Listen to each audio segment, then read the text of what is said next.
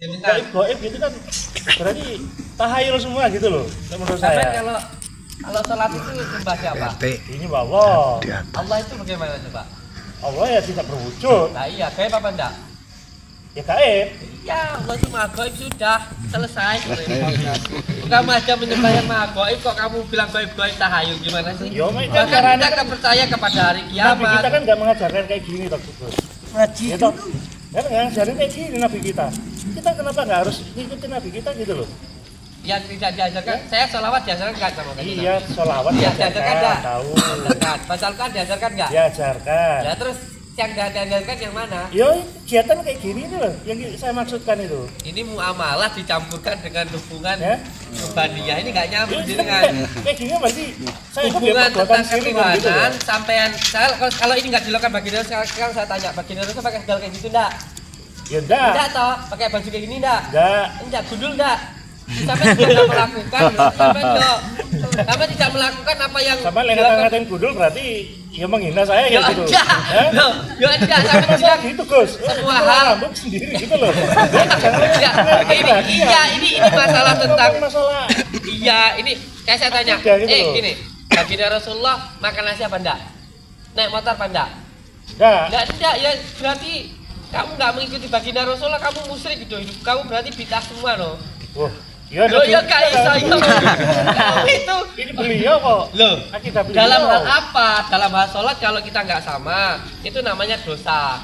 Dalam hal apa dulu? Kalau dalam hal bekerja, dalam hal makanan, dalam hal berikhtiar, itu kita diperbolehkan. Asalkan apa? Asalkan kita itu tidak melanggar syariat sudah. Yang baca Al-Quran, larangannya kayak tempatnya ya di rumah saya sendiri. Memang dilarang baca Al-Quran di dalam rumah. Dilarang apa enggak? Enggak. Waktunya dilarang apa enggak? Udah. Terus yang dilarang yang mana? Yang tidak dilakukan baginda Rasul yang mana? Loh ya, kayak ya tadi itu ritual-ritual itu loh. Kembali ke ritualnya itu. Kalau dalam hal metode muamalah, dalam hal metode dunia yang kita lakukan itu, entah itu dokter, pekerja, pedagang dan lain sebagainya. Pedagang yang penting nggak ngapusi, mau berdagang apa saja boleh. Makan yang penting nggak haram, makan apa saja boleh. Tapi nggak harus semuanya sama seperti baginda Rasul, enggak. Sholat semuanya yang penting rukuknya, sujudnya, bacaannya, semua rukunnya terpenuhi sudah. Kalau masalah mau baca surat Al-Ikhlas, mau usul falak, anas dan sebagainya nggak masalah semacam itu. Yang bagaimana yang harus sama, ini sampai itu lucu. Yuk, kalau lucu gimana tuh Gus? Ya kan jangan mindahkan, katanya memindahkan penyakit ke binatang. Yang bilang itu kan aneh loh. Yang bilang memindahkan penyakit ke binatang siapa? Lo yang saya lihat di ini nih jenengan. Siapa yang bilang? Ya di info-info yang ada itu makanya ya, saya kesini. Infonya siapa yang ngasih info dulu? Yang ngasih info siapa? Lah ini setiap hari loh saya ada ini orang dari Singapura. Kemarin saya melihat, saya hampir tanya ke pasien saya, banyak yang menggunakan bukan memindahkan penyakit ke kambing tapi melakukan pengobatan dengan media kambing. Maksudnya bagaimana? Asbabun nuzulnya itu diambilkan dari kisahnya Nabi Ibrahim alaihissalam. Ketika terlalu cinta kepada anaknya Nabi Ismail, oleh Allah diperintahkan untuk menyembelih hewan korban. Itu asbabun nuzul. Nah, kita ini berdoa dengan menggunakan media kambing. Sekarang bersedekah salah enggak? Ketika kita menyembelih kambing bersedekah, salah apa enggak? Ya. Bukankah sedekah itu juga menghilangkan penyakit? Kalau kita ini sekarang beli kambing, kita sembelih, kita sedekahkan kepada orang-orang, salah apa enggak? Terus salahnya di mana? Ya, itu kan asumsi antum.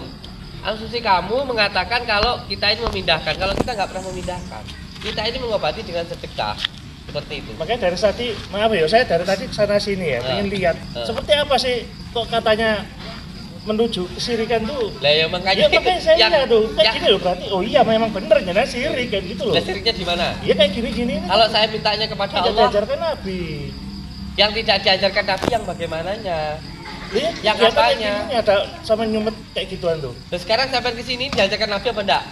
Loh, saya ke sini tujuannya lah ya sampai ke sini diajarkan Nabi apa enggak? Ya kan Nabi mengajarkan kita untuk melihat sesuatu itu yang baik. Iya.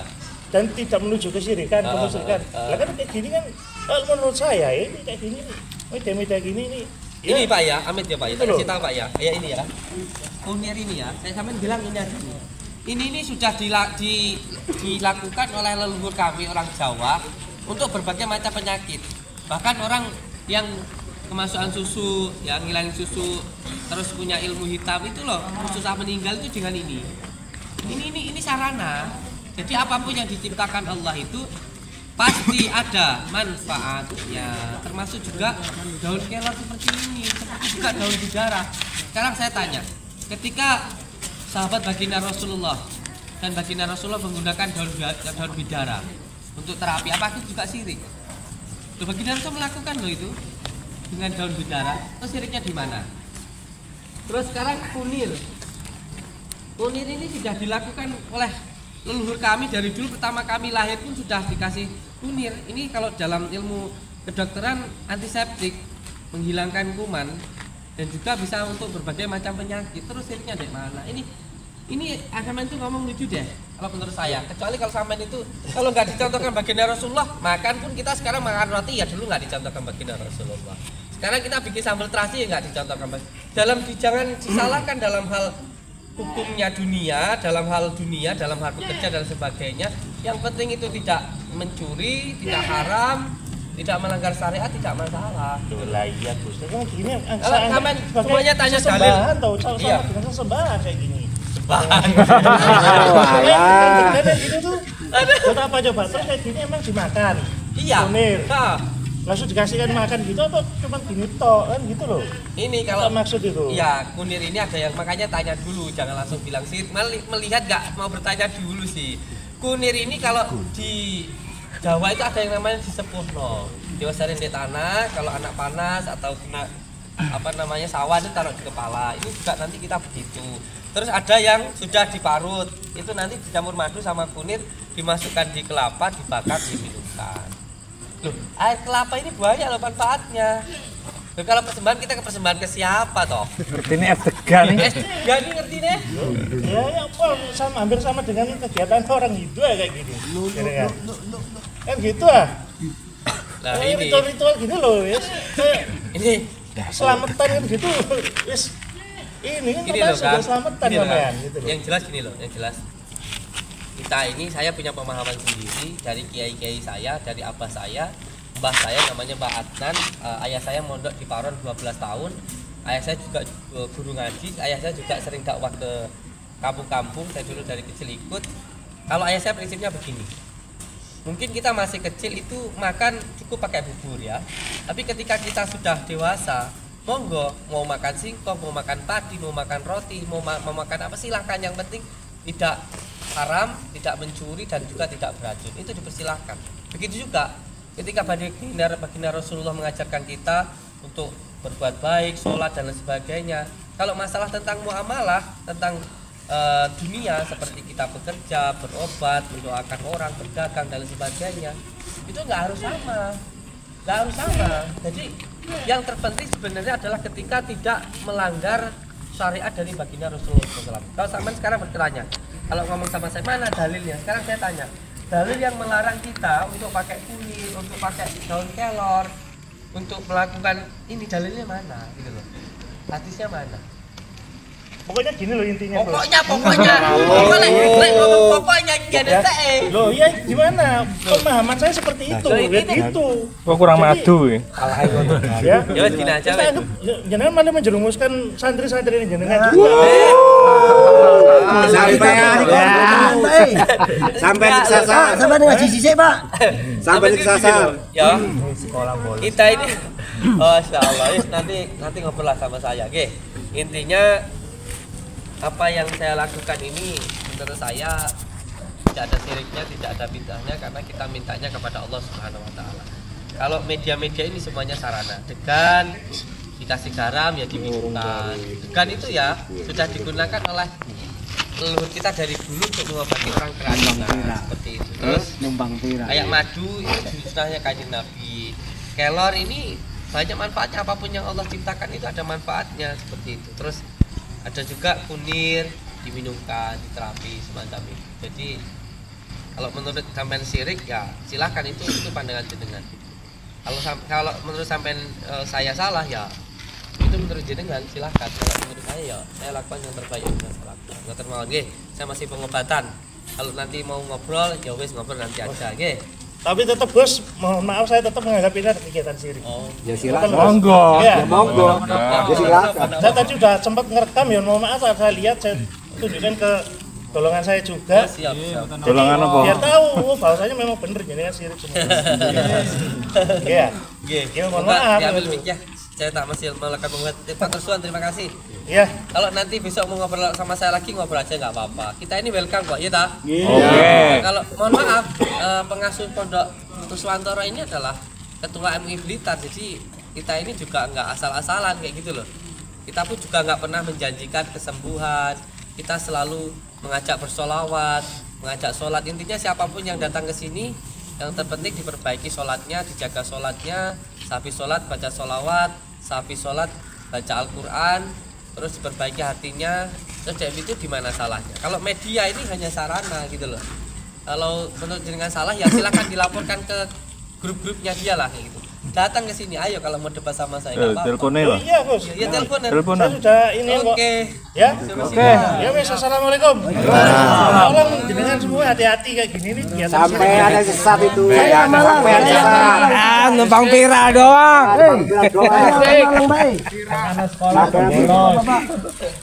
Oke, assalamualaikum warahmatullahi wabarakatuh. Mau dikatakan musyrik. Kamu yang sini. Labrik, bola-bolamu. Santai ini kabeh kaummu kabeh. Gundul. Enggak boleh nyerang fisiknya. Enggak apa-apa. Saya ini sebenarnya Amin toh sudah dari untuk siapapun mengatakan kita itu musyrik, mengatakan kita itu bid'ah, mengatakan kita itu syirik, kita welcome. Tidak ada yang boleh marah ya, tidak ada yang boleh marah. Sama seperti pohon itu ketika tinggi akan banyak angin yang menerpa. Jadi tidak usah dipermasalahkan. Mereka mau cari masalah ya silakan. Intinya ya banyak yang tidak suka dengan kegiatan kita. Tapi yang jelas kita kan intinya mendoakan saudara-saudara kita yang datang. Kita tidak pernah sekalipun demi Allah, saya tidak pernah menjanjikan kesembuhan untuk siapapun yang datang. Di sini kita hanya mendoakan saja. Sembuh ya alhamdulillah. Kalau nggak sembuh ya terus berdoa. Kalau masalah tentang sarana sudah sering saya jelaskan metodenya 3, psikis, non medis, medis. Kita ada yang pertama ada dengan ruqyah, yang kedua dengan terapi, dan yang ketiga dengan verbal. Macam itu. Jadi itu 3 pilar kita pengobatannya. Jadi kalau dengan media kelapa diminum salah, dengan media kunir dibuat terapi, ditekan titik akhirnya salah, dengan menggunakan garam salah, dengan menggunakan daun kelor salah, ya silahkan. Tapi yang jelas kita melakukan semuanya ini dengan sebaik-baiknya. Ngoten mawon nggih. Untuk semuanya anak-anakku tidak boleh misuan yang terlalu. Kecuali kalau kebablasan baru sikat. Yang penting dia nggak main tangan, yang penting dia nggak merusak, nggak masalah. Pokoknya yang penting sabar aja, ya toh? Allahumma sholli ala Muhammad. Ada sedekah buat santri nanti juga insya Allah pahalanya mengalir untuk yang sedekah gitu aja kok repot. Kok katanya persembahan orang Hindu. Aduh kayak piye pikiran ini bisa bocah. Sing sabar semuanya nggih. Kan saya sudah bilang tidak usah ditanggapi. Anak Samsudin kuwi yang diutamakan adalah akhlakul kasih Rohman itu dulu sampean. Lah sampean atine cek gampang nesu, gampang jengkelan, gampang ngamuan, gampang benci, berarti urung dadi anak Samsudin. Lek nyambung tenan karo Samsudin, atine gak gampang nesu, gak gampang sakit hati, gak gampang membenci. Dikasih sayang-sayang mbek kanca-kancane. Baik harus semua yang datang itu baru anak Samsudin. Terus yang kedua, anak Samsudin ini kudu siap dicaci, siap dibully. Boleh siap dicaci, siap dibully ya aja milu warga besar Pondok Nusantara. Tidak mampu awakmu. Karena ujiannya yaitu Iluni surat. Iluni surat. Allahumma sholli ala Muhammad. Sallallahu ala Muhammad. Sallallahu alaihi wasallam. Sallallahu